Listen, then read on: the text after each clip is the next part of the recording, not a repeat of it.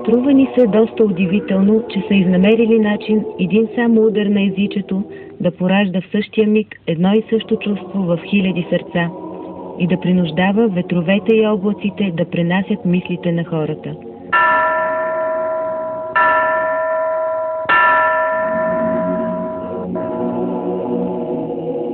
От хармонична гледна точка, камбаната притежава освен това първокласна красота. Красота, която хората на изкуството наричат възвишена.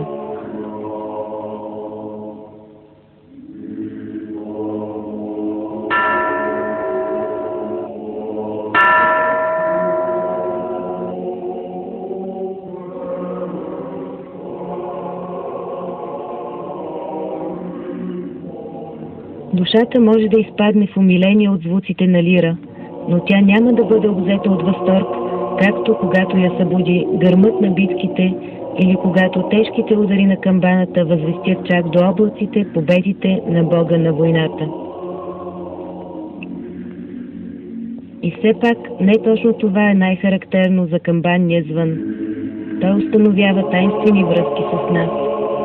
Колко пъти сред нощната тишина е известявал проточено за нечия агония, напомняйки бавните удари на издъхващо сърце, или е изненадвал прегрешила съпруга. Колко пъти е стигал и до атеиста, дръзнал може би по време на нечестивото си бдение да пише, че няма Бог. Перото се изплъзва от ръката му, той се вслушва оплашено в гробовния звън, който сякаш му мълви: няма ли Бог? О, колко пъти подобен шум е стряскал съня на наши тирани.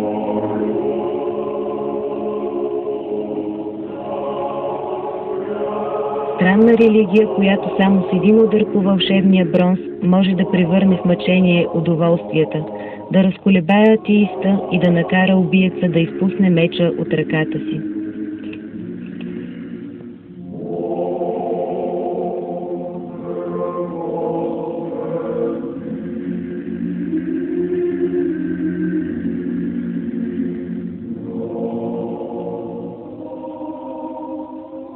Радостното надпреварване на камбаните в празнични дни сякаш увеличавало веселото настроение на хората.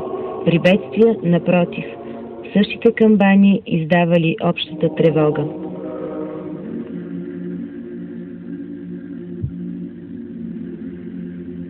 Още настръхват косите ни при спомена за дните на огън и смърт, огласени от тревожния епот на камбаните. Нима някой от нас е забравил стоновете, крясъците, последвани от гробно мълчание, прекъсвано от единични пушечни изстрели, от жален самотен вопъл и главно бръмчението на камбаната, биеща тревога, или ударите на часовника, отмерващ невъзмутимо изминалия час. Такива приблизително чувства пораждали камбаните на нашите църкви.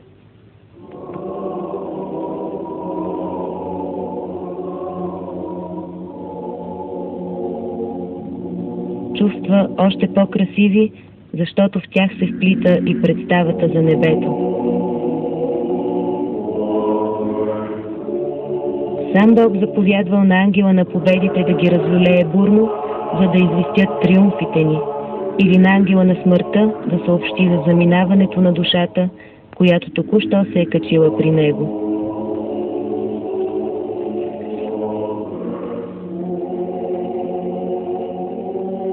При диваците от Америка, когато просители заставали на прага на нечия колиба, детето в дома въвеждало клетниците в жилището на баща си. Ако камбаните ни бъдат забравени, би трябвало да изберем едно дете, което да ни призове в Божия дом.